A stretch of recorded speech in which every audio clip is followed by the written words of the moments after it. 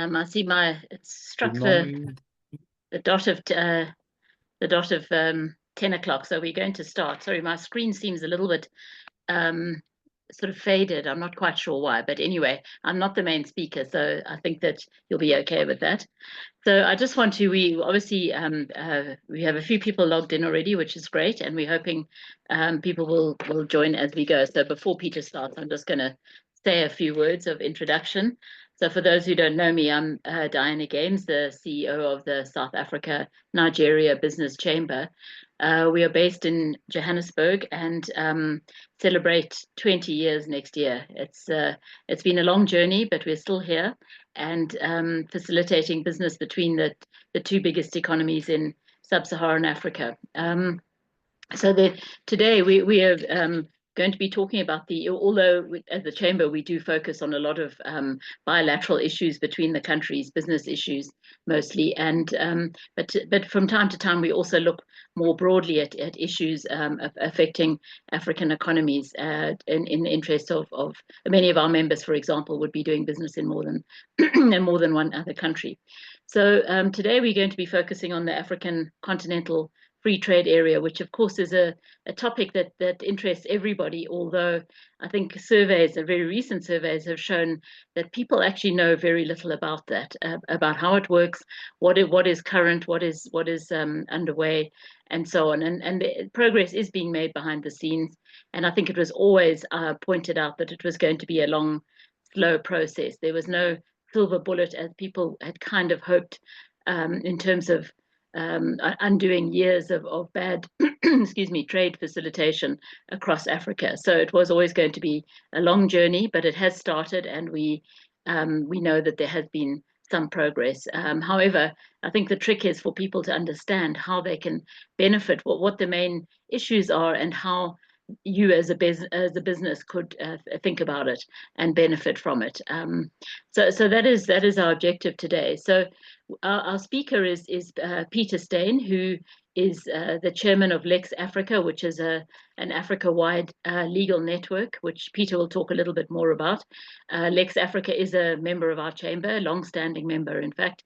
So we really welcome the opportunity for this joint venture.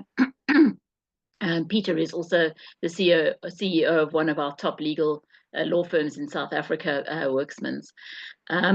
So I think that Peter, so the format for today, Peter has got some slides which he'll go through, and then we are on a meeting. We're not on a. We would like everybody to stay muted, and to do the questions on the chat line. Rather than on in the speaker mode. So if you could make sure that you remain muted throughout the session. So when Peter's finished, we'll take some questions and discussion. Please feel free to make comments as well, or to add to any issues that you feel might not have been covered as we go. So I'm going to Peter, so over to you. Do you want to just open your slides and then we can proceed? Thanks very much. Many thanks, Diana. Just a correction, I'm not the CEO of Worksmans, I'm just a director. Good morning, everyone. Good. Thank you for your attendance. I think what I want to do is a huge topic, and we've got limited time, but I just want to sketch the general framework, legal framework that is being developed quite actively, because it has implications for all African and non-African business in Africa. I'm just going to share my screen.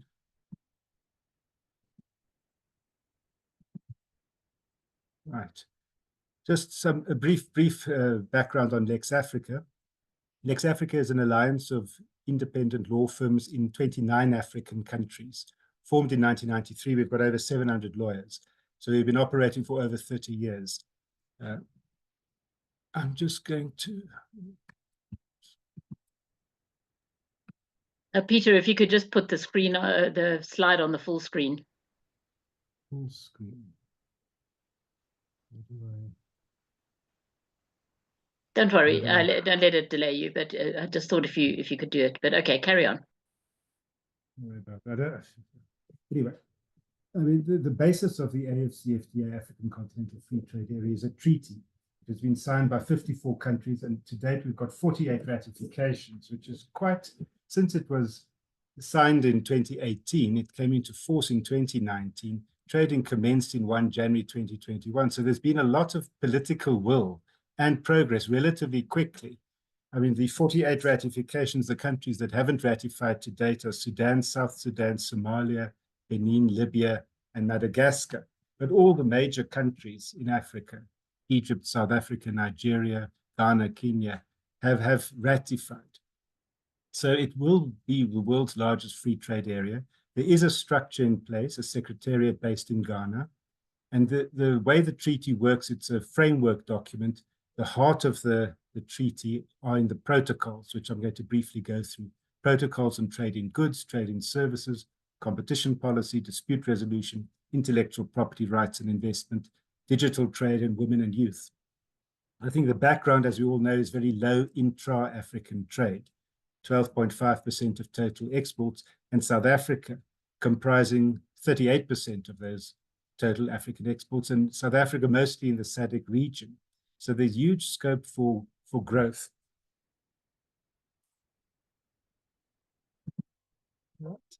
I mean, it creates a free trade area.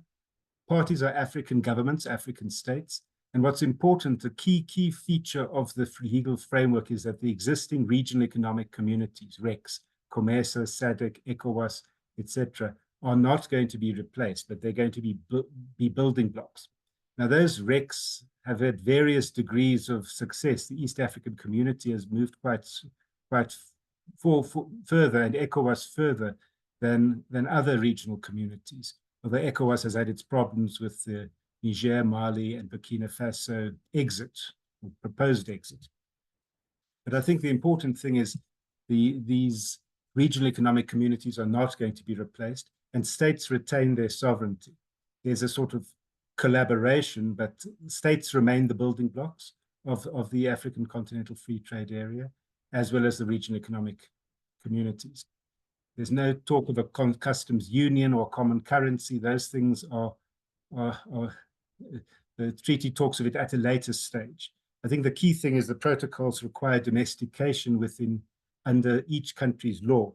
For example, South Africa, the constitution requires that international treaties must be enacted into South African law by national legislation. So there will be a parliamentary process, and South African business will then be able to put inputs into that parliamentary process. And similarly, a similar process, I would imagine, would occur under Nigerian law as well as other African countries. Right. I think the heart of the treaty really is the protocol on trade in goods. So free movement of physical goods, reduced duty-free tariffs. Each country must submit a schedule of tariff concessions. And the plan is liberalization of 90% of tariff lines over 5 years. The least developed countries have 10 years. So that's a huge improvement in the current situation, 90%. 7% may be treated as sensitive, which gives them longer periods, and 3% may be excluded totally, but that can't exceed 10% of total trade. So, you know, that's in the treaty. So in the protocol, rather. So that's been agreed. And I'm going to talk about implementation later. I'm focusing on the legal framework, and then I'm going to look at the status of implementation. Obviously, rules of origin are key. And the protocol talks about these goods that will benefit from these tariff concessions must be either wholly obtained in or sufficiently worked or processed in member states. Now, the word sufficiently is going to be dealt with in the rules of origin. They also deal with removal of non-tariff barriers and to facilitate customs processes. Okay. Another protocol deals with trade in services, which of course is important for people like me, legal services.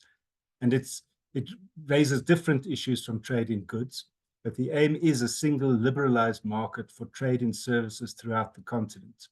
Progressive liberalization, most favored nation, no discrimination.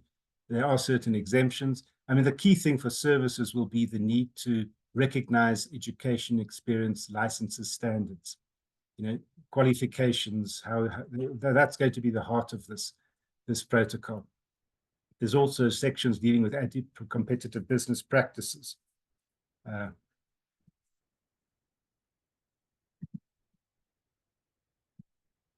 and 5 priority sectors. So the trade and services, they're focusing on certain priority sectors, including business services, communications, financial services, transport, tourism, and travel. And obviously, there are going to be practical issues such as work permits, visas, the much vaunted African passport. What is interesting, if you compare the political will behind the AfCFTA treaty and compare it to the AU Protocol on the Free Movement of Persons signed in 2018, similar at the same time as the AfCFTA treaty, the Protocol on Free Movement of Persons has not been successfully even signed and ratified. So it's very slow uptake. And that, of course, raises all sorts of issues. I mean, neither South Africa nor Nigeria have signed up to that protocol.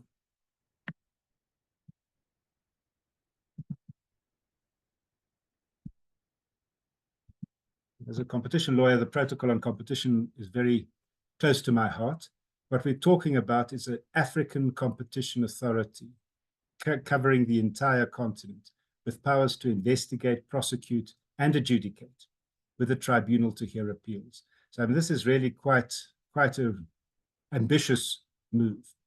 We must bear in mind that there are already certain regional regulators, for example, ECOWAS, East African Community, COMESA, all have their own regional competition authorities. And there's going to be an overlap.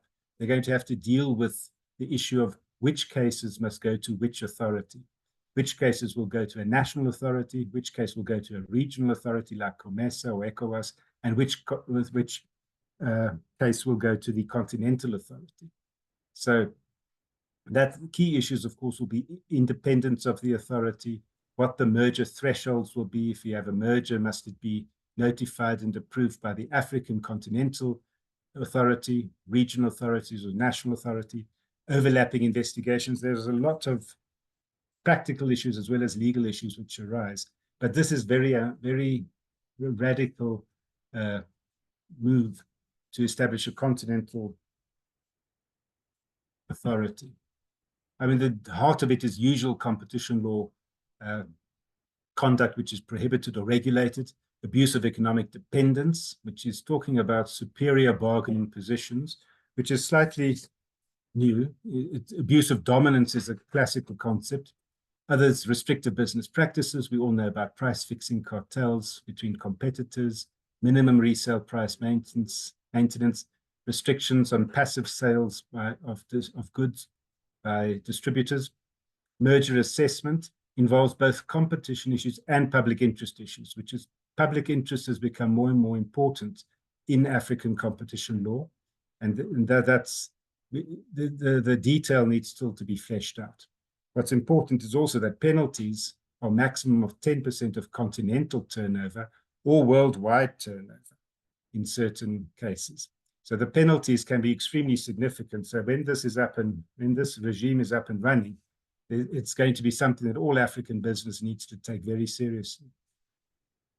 I'm not going to deal much on the protocol on disputes. It deals with a framework for disputes between states only, but it creates certain structures for dealing with disputes between member states, African member states. Protocol on investment. What's interesting, it applies retroactively. So all previous investments will be covered by the protocol if they still exist when the protocol comes into force. So to get the protections, and we're talking investors, we're talking African investors, investors must maintain a substantial business in both its home state and the host state, and must contribute to the host state's sustainable development. So this is now a condition to benefit from the protocol. You know, again, nitty-gritty details. What is a substantial business? How does it what's the threshold to contribute to sustainable development? Those need to be fleshed out, because you know, all business needs certainty, regulatory certainty. Do they qualify or do they not? Okay, they've got the usual most favored nation national treatment, non-discrimination, treat foreign investors as local investors. No dispute resolution provisions, and that's obviously if there's a dispute between a private investor and a government, that's how you deal with that is key to the credibility of the system. But the plan is to set that out in an annex. Now, bilateral investment treaties between African member states are going to be replaced by a protocol within 5 years. That might be very ambitious because, for example, South Africa has got quite a large network of bilateral investment treaties. And, again, those involve negotiations between the party member states to the BIT, and then the broad protocol. So, this is quite ambitious, but it's covered, and so it's been very well thought through. All issues are being at least put on the table. The implementation will be key. Then protocol on investments continues protections, the usual sort of protections against unlawful expropriation, threats to their investments, arbitrary treatment in judicial administrative proceedings, and measures affecting the free transfer of funds. What's interesting is there are further conditions to benefit, and this leads to investors must comply with law, that's not controversial, comply with business ethics, human and labor rights, protect the environment, respect the dignity of indigenous people and communities, refrain from interference with the internal affairs of the host state. Again, how these things are dealt with in practice are going to be key, because these are really conditions to benefit from the protocol's protections. And again, you've got refrain from corrupt practices, not controversial, contribute to the host state's sustainable development. There are certain exceptions in the protocol. Investment dispute that arose or any claim that was settled before the protocol enters into force, government procurement, and taxation, breach of contract, legitimate public policy objectives. I mean, the public policy issue is obviously something where each state does retain sovereignty, as I mentioned earlier, and so there's a exception generally that where they've got legitimate public policy objective, health, disease, climate change, security, national security, environmental protection, there is scope for an exemption. Of course, the devil will be in the detail, and a lot of it will depend on a case-by-case basis on the particular facts. But again, I think from an investor perspective, you want to have at least some understanding and certainty of the scope of these exemptions and exceptions. Then what's really exciting, this is quite innovative, is the protocol on digital trade. I mean, the IFC and Google estimated that the digital trade in Africa will be about 180 billion by next year. Now, that was an estimate they did in 2020. But the key thing is there's huge scope for this. I think the Secretary General of the AfCFTA, Wamkele Mene, is very confident that this could be a game changer, and for not just trade, but for developmental issues. And I'm going to run through the protocol just briefly. I think the protocol has been adopted, so the document has been adopted. I think like the treaty itself, the heart of the document will be in annexures dealing with various issues. It requires ratification. Again, these protocols require ratification within the domestic framework of each member state, and the states then have 5 years to align their national laws. I think that's from a legal perspective is really important, that each member state must make sure that its domestic laws now are aligned with their obligations under the treaty and the protocols. So that's going to be a process, 5 years. Again, at least it's in the protocol, so they're all signing up to it. Whether or not all countries will be able to meet that target does depend a lot on their internal processes. For example, as I said, in South Africa, you have to go through a parliamentary process. Okay, rules of origin will identify African firms, platforms, and content. And what's important, no customs duties on and no discrimination against digital products from African states, i.e. products complying with the rules of origin. So it's quite detailed. And the protocol itself is quite a comprehensive document.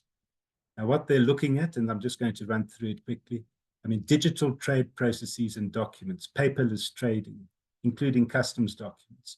I mean, that's definitely on the agenda, and certainly the trials in the guided trade initiative with regard to trade in goods is focusing on identifying the problems with facilitating trade.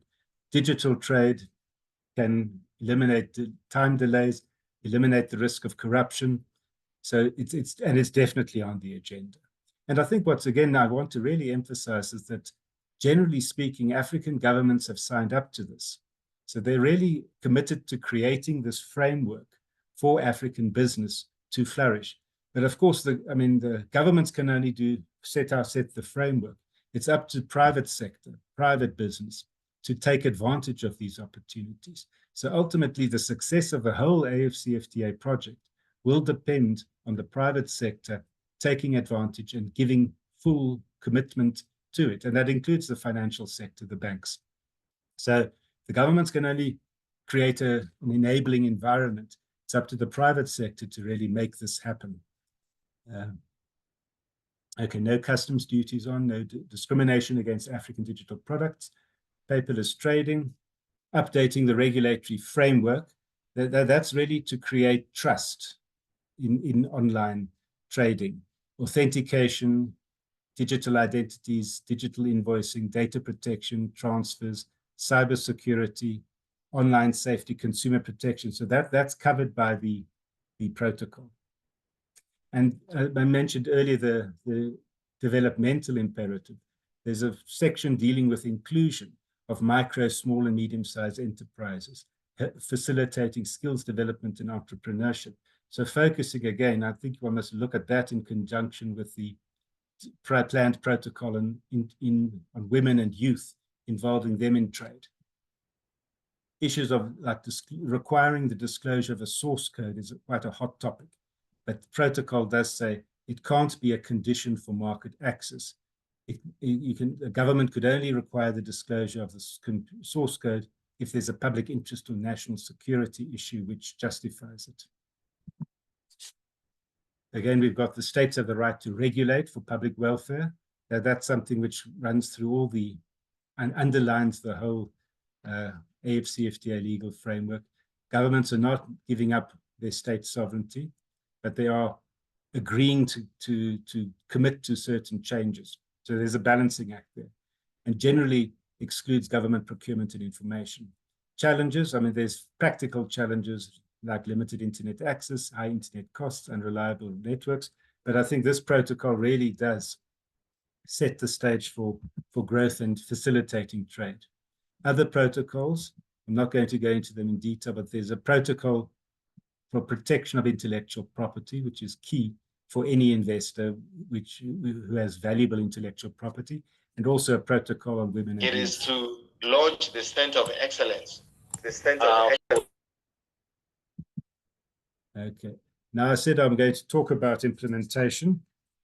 And again, the political will behind this project has been quite remarkable.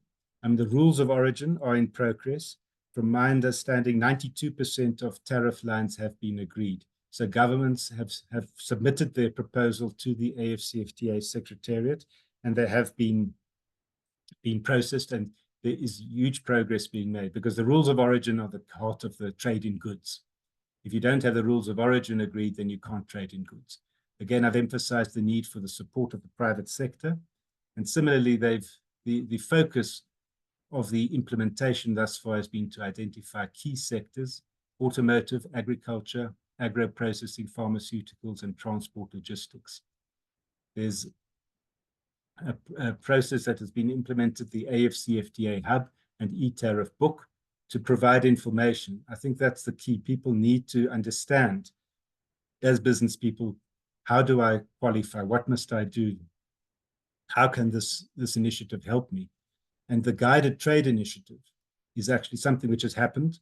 It's a pilot project, initially involving some Cameroon, Egypt, Ghana, Kenya, Mauritius, Rwanda, Tanzania, and Tunisia. South Africa joined the initiative in January 2024, with exports to Ghana and Kenya, including things like pharmaceuticals, refrigerators, smart electricity meters, fresh produce, and recycled copper. Nigeria joined in July 2024, and the first trade was an export to Kenya by Lucky Fibers of the Tolaram Group, who make carpets and rugs. So this is actually happening. 31 countries are expected to join this guided trade initiative by the end of the year. And the purpose of this this is like a pilot project to identify bottlenecks. For example, the export to Kenya by Lucky Fibers identified issues with regard to documentation and information in the documentation that caused delays. So it really is a bit of a practical test case, and that's happening as we speak. So it's really quite heartening to see that the AfCFTA Secretariat and the participating governments are actually committed to this project. I mean, one of the key, and I'm quite very excited about this implementation project, is the Pan-African Payment and Settlement System developed by the African Union and AfCFTA. I mean, it's a very exciting project. It's to allow payments in local currency.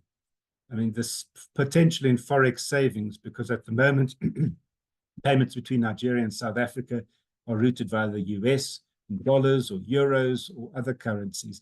And the potential forex savings of Naira Rand direct payments is estimated. And I mean, it's such a huge figure. I'm always fascinated by it.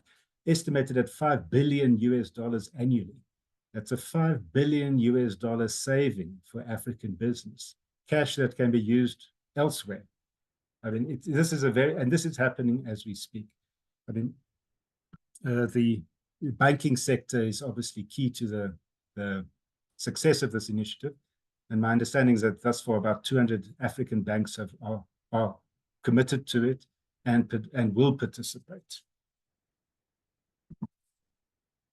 Then the implementation of the AfCFTA obviously has huge implications for particularly states which are dependent on customs revenue, on tariff revenue.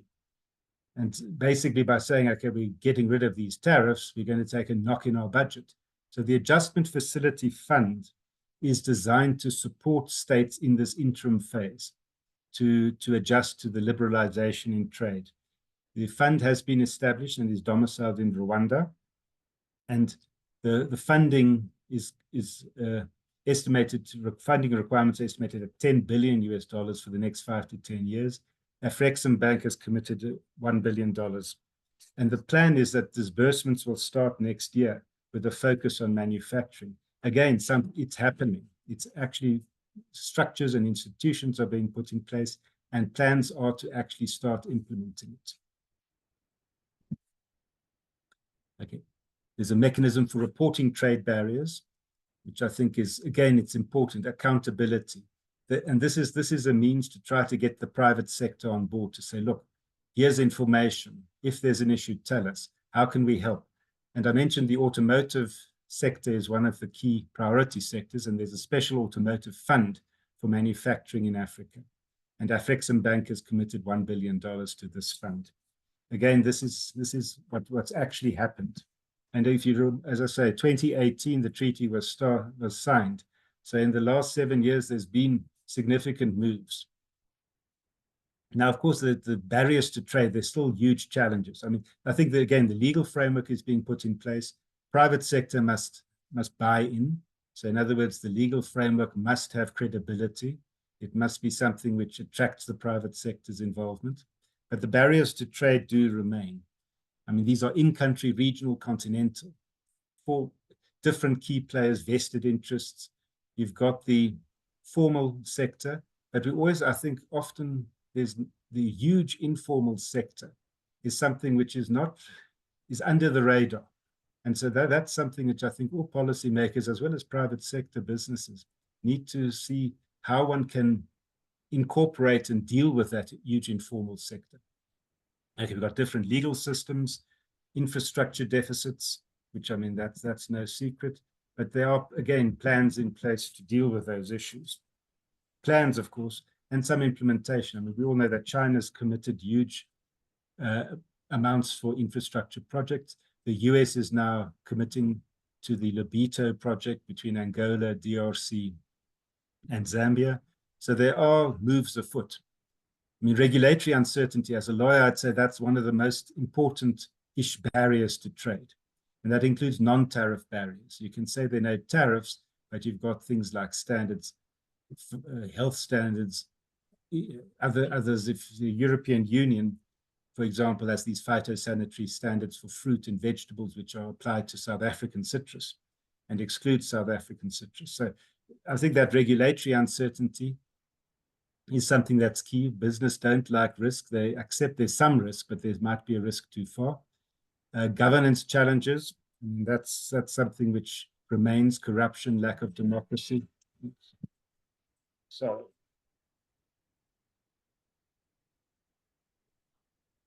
excuse me, thought I'd switched it off. I mean, the civil war, if you look at the tragedy in Ethiopia, the African lion 10 years ago is now still struggling with unrest, and after that horrible war in Tigray. You've got Sudan, you've got DRC, you've got the Sahel region, you've got military coups and the split in ECOWAS. Those make investors nervous. Weak institutions, the usual lack of skills, education, poverty, and then local empowerment, preference, laws, rules, practices. How will that fit in with the public interest exception? For example, South Africa's Black Economic Empowerment regime is designed for South African non-white citizens. How will a Nigerian investor be treated for BEE purposes? That's something. How will that be mediated in the context of the obligations of the South African government under the AfCFTA treaty? I've also mentioned the free movement of people, visa-free business travel, African passports. Those remain key issues. Cultural differences. I'm not going to go into too much detail because I think we need to have time for the chat. Things like exchange controls, tax, dispute resolution. I always say, I mean, I'm a contract lawyer. If the client signed the deal, we all know it goes in the bottom drawer. It only sees light again when there's a dispute. So how is that dealt with? Courts versus arbitration, governing law, Nigerian law, South African law, how enforceable are judgments and arbitral awards? Those are key practical concerns.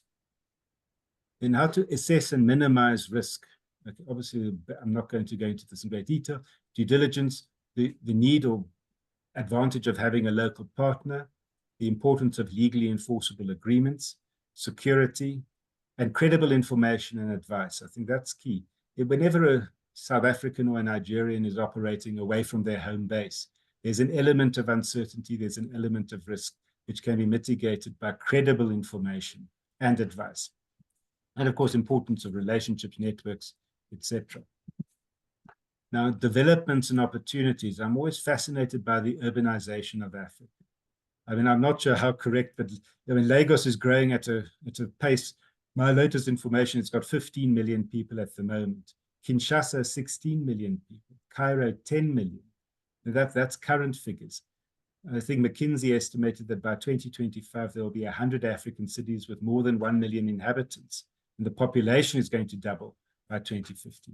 Now, these are huge opportunities because those people will need services, whether it's health, education, water, sanitation.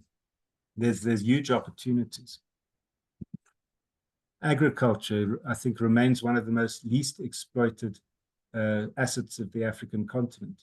I mean, if you look at the Ukraine war, I mean, I didn't realize that we imported wheat from Ukraine. Why can't we grow our own wheat?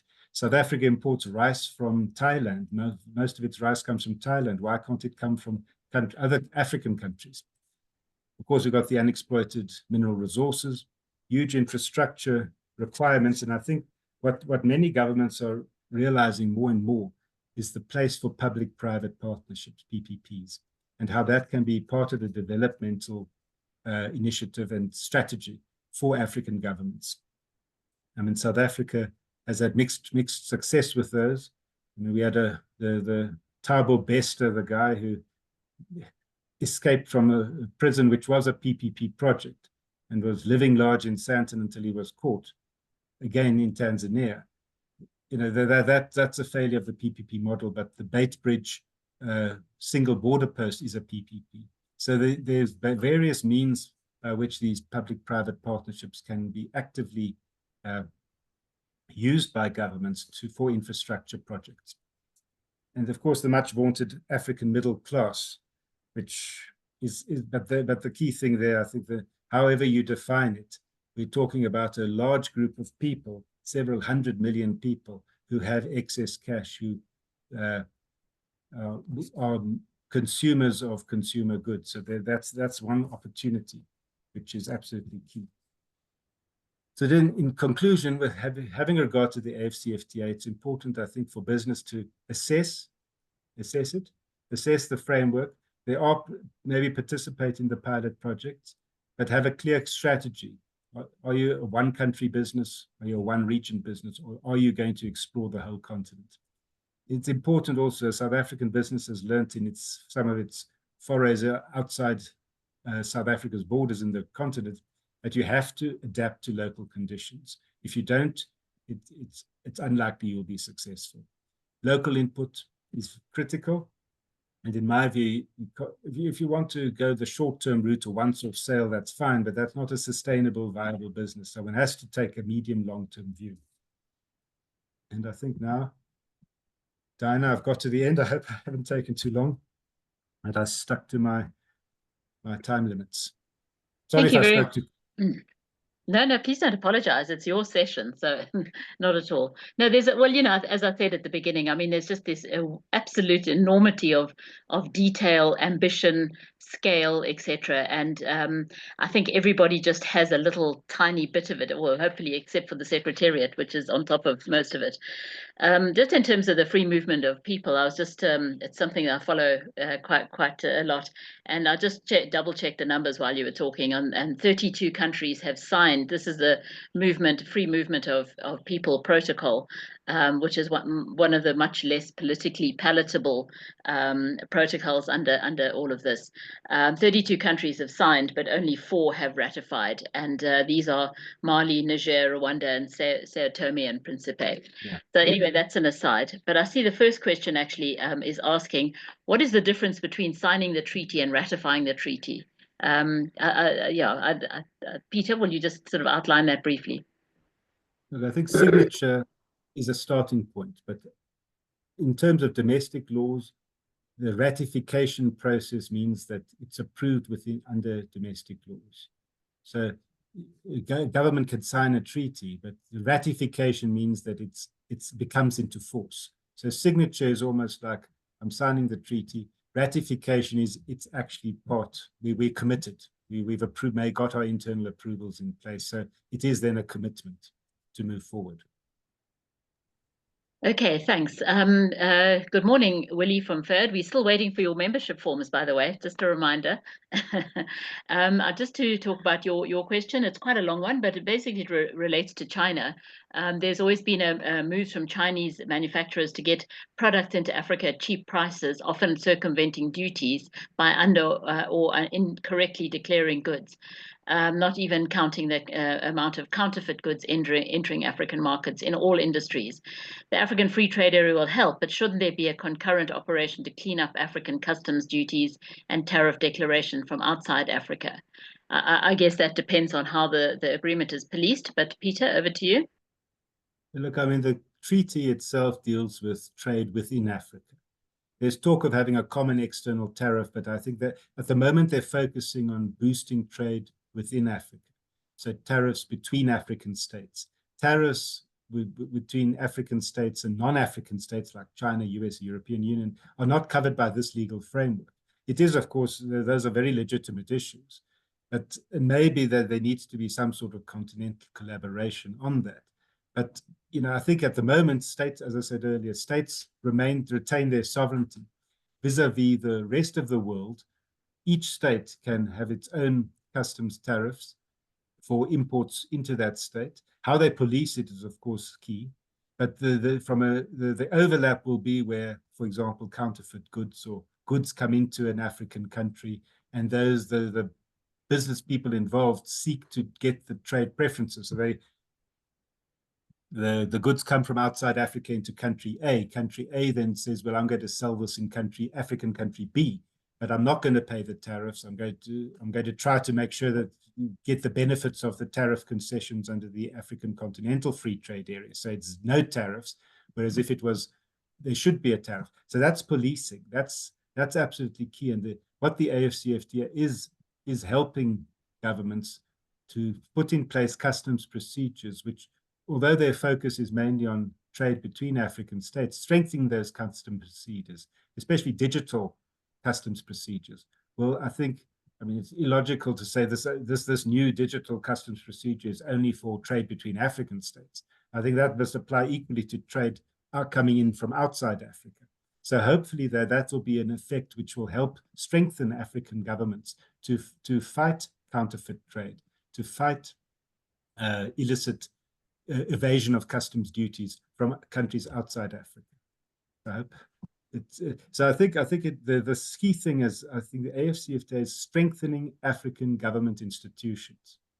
I think that's a key thing, because they recognize that you can get rid of all tariffs, but if the trucks are still piling up at Beitbridge and the tariff forms are not, or must be done in paper, and it takes time, delays, business is going to be turned off they're going to say, well, it's not, the costs of the delays outweigh the benefits of trading between African states.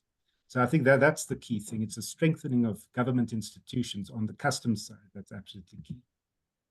Well, I think, smuggling is a huge problem across Africa already, but it also speaks to the willingness of the RECs that have already been in place for many years. I think we mustn't forget that the African Free Trade Area is actually layered on top of a very, very, I wouldn't say necessarily robust, but although it is quite robust, but layers of years of trade facilitation, regional free trade areas, and regional economic communities. So it's not like a standalone kind of thing.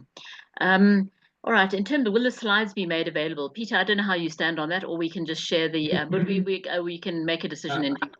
Yeah, I can circulate a PDF of the slides, no problem. Okay. All right. Just to the attendees of today. Tunde, good morning. Tunde Abagan. Under the protocols for digital trade, what is the scope of products considered to be digital products? Are we talking about actual software products, or are being transacted within the continent, or we were simply referring to digital channels? It's not limited to digital channels. So it's basically trades using electronic means. So take a lot, the Amazons of this world. It's trying to facilitate trades using digital means. So it's much wider than that, and that's what makes the scope such a potential game changer. Kalani, will AfCFTA be equipped to support trade transactions in all 48 currencies across the continent? I would think the answer is yes. I know that the PAPS is certainly not, it's still being rolled out, and I think South Africa is not really part of the rollout as yet, although our banks are. I think Standard Bank is in there. Anyway, so can you just give your view on that? Yeah, I think AfCFTA has been one of the corner pillars of the implementation process. So I think they will no doubt get their funding in place. They've made commitments already of several $billion to the Adjustment Fund and PAPS. So, and they obviously work hand in hand with the African Development Bank.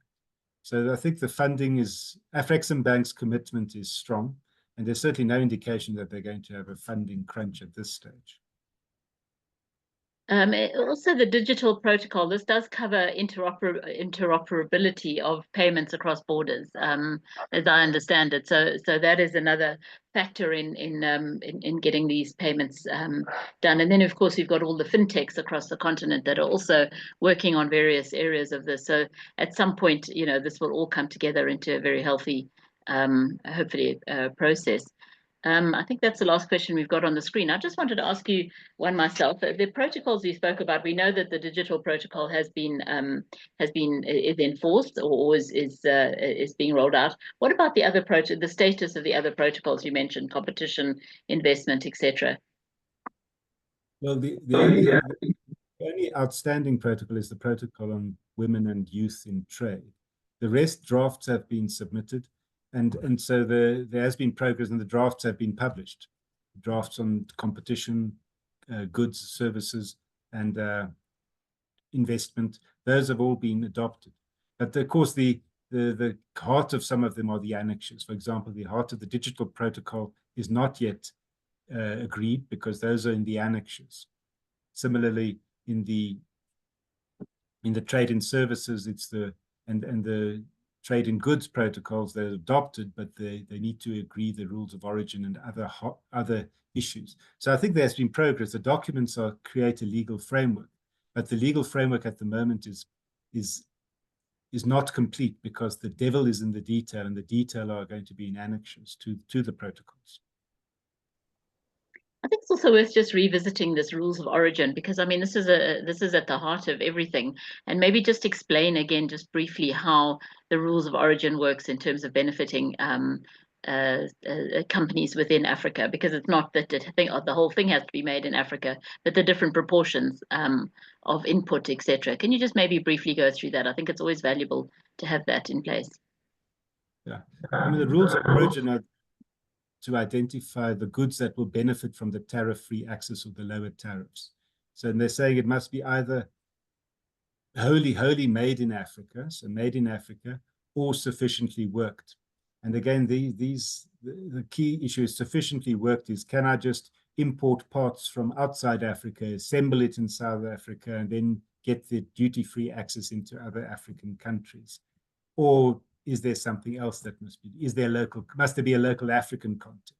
So those are issues that are being fleshed out at the moment. And the progress from the reports from the AfCFTA Secretariat shows that there has been movement and agreement on the rules of origin, but the rules of origin will be basically different categories, different tariff lines. So I think obviously the key thing is you want to avoid evasion. What one wants is actually for non-African investors to set up supply plants in Africa using local inputs, local supplies, and maybe some imports. The key thing is what's the percentage of imports that will be sufficient to qualify for the tariff-free access. I mean, that's the detail on that. I mean, if you're a business, all your inputs in your products you manufacture are locally African sourced, then there should be no issue. But the tension arises where there are imported inputs. And how do you draw the line there? The sufficient working. So the sufficient working is the test for qualification for the tariff-free access. I think if you look at the industrialization of Africa is a big factor also in this whole story. And if we don't have enough goods to move around between us, and of course the old traditional trade pattern still exists, which is commodities going out, even in terms of critical minerals, which everyone says will be a game changer for Africa, but it will only be that if we develop industrial manufacturing around it. And South Africa actually stands to benefit as being the biggest exporter of manufactured goods across Africa. But there's a long way to go. Some countries don't have any manufacturing, maybe beyond light manufacturing. And I think the manufacturing as a percentage of continental GDP is less than 10%. So I mean, this is a big factor. And I know that the African Development Bank and Afreximbank are working quite closely on developing industrial zones and special economic zones, etc. A lot of it is for exported goods, but also for internal circulation. And the Africa Finance Corporation, which is a relatively new DFI based in Nigeria. Okay, John Corsi with Novare. Welcome, John. Novare is also a member of the chamber. We haven't met, but based in Lagos in Nigeria. John's asking, can you point to comprehensive regional free trade zones in Africa which have been successful? Well, I think the East African community comes to mind. ECOWAS to a large degree as well. I mean, the Francophone countries are actually quite ahead of other regions. For example, they've got a common currency, the CFA franc. And you can criticize it whatever you like, but they've got a common currency. They've got the OHADA Treaty, which harmonizes corporate and other business laws.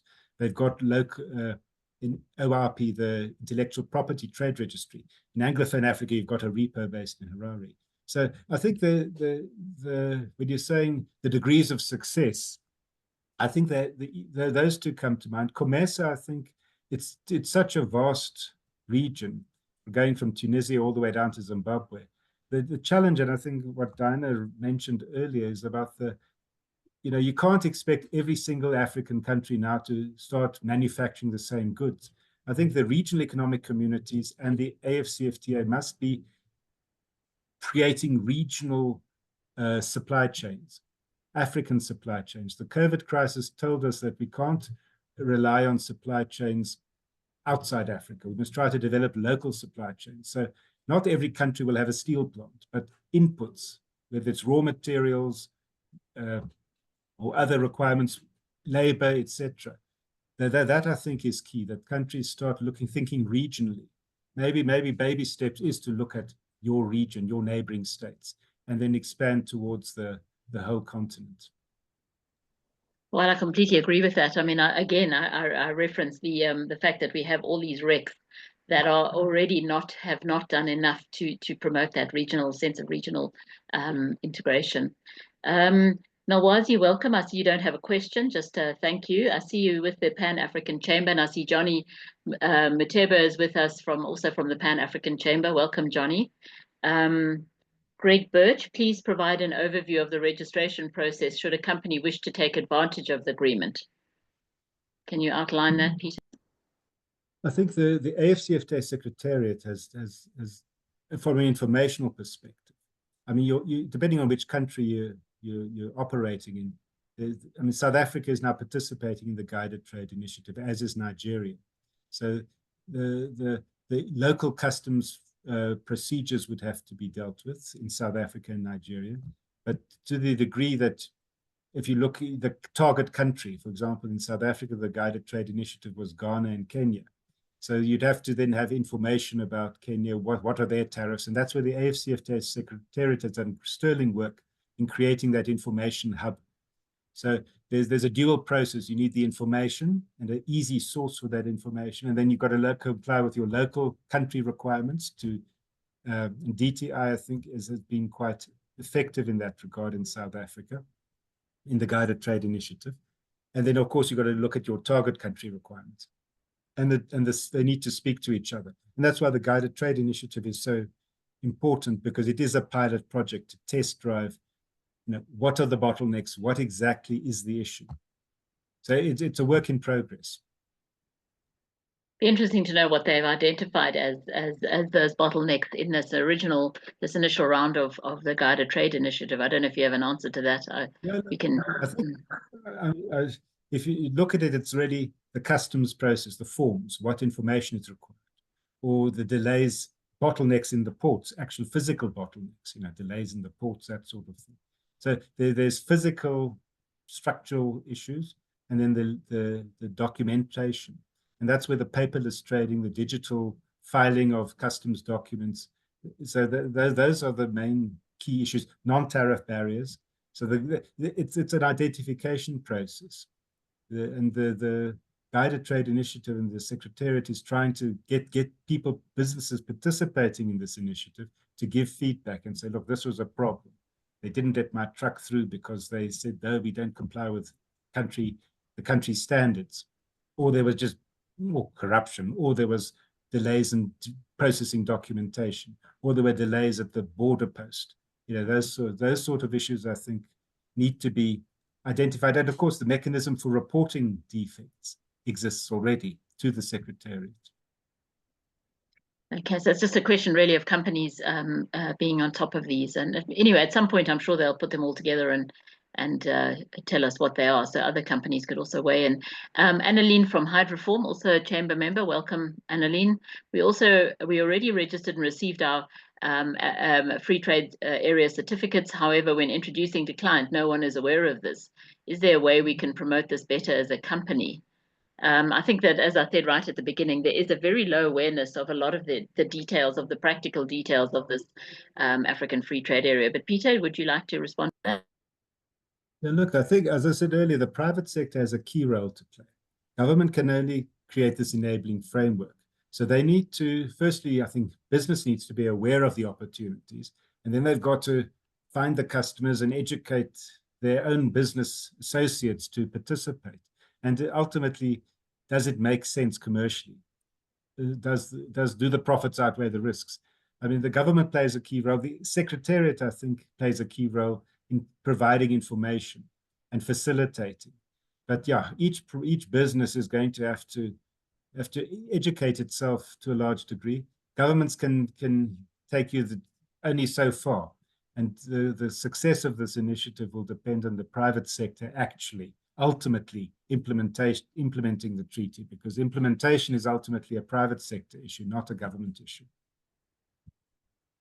Thanks, Peter. If any, we are in regular contact with DTIC. So if anyone has, any of our members certainly have any issues or questions, you'd like us to raise with them, we can certainly do that.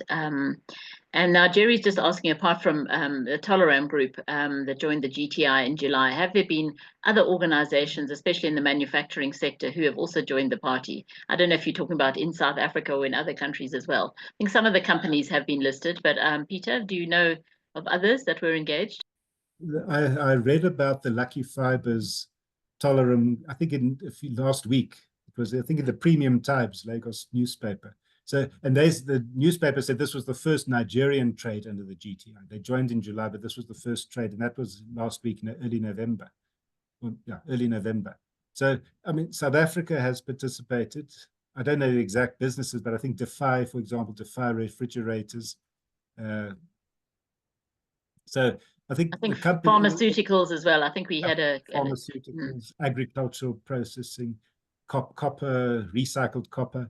I'm not aware of all the names of the companies involved, but those are actual private sector companies that have participated. Yeah. Okay, and then I just see Johnny, who I already greeted, has popped up here. Thanks, Johnny, Chairman and founder of the Pan-African Chamber of Commerce. And have we got any other questions on here? Okay, I think we've done. Good morning. Good morning. Just to mention, I'm not sure. Oh, Samuel, we did want the questions on the chat rather than in person. If you can do that, otherwise the discussions get too long. I'm sorry, Dan.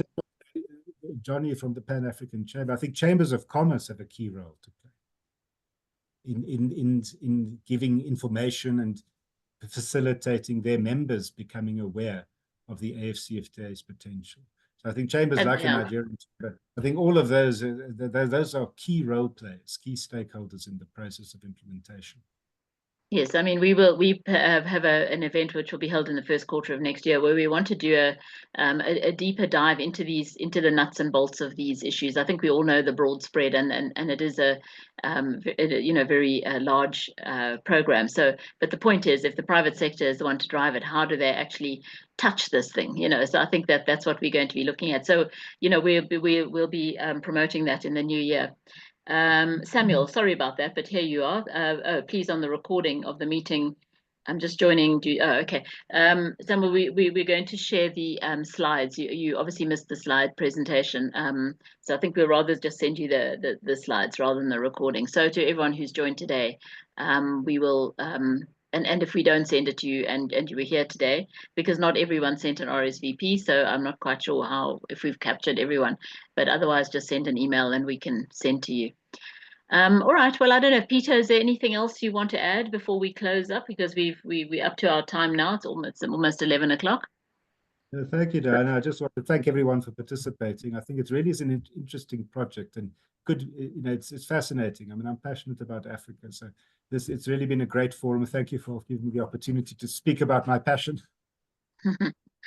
Okay, great. Well, thanks very much, Peter, and thanks to Lex Africa as well, and your members who are hopefully with us today. I can't identify them right here, and also to our members and to other members of the public who joined us today.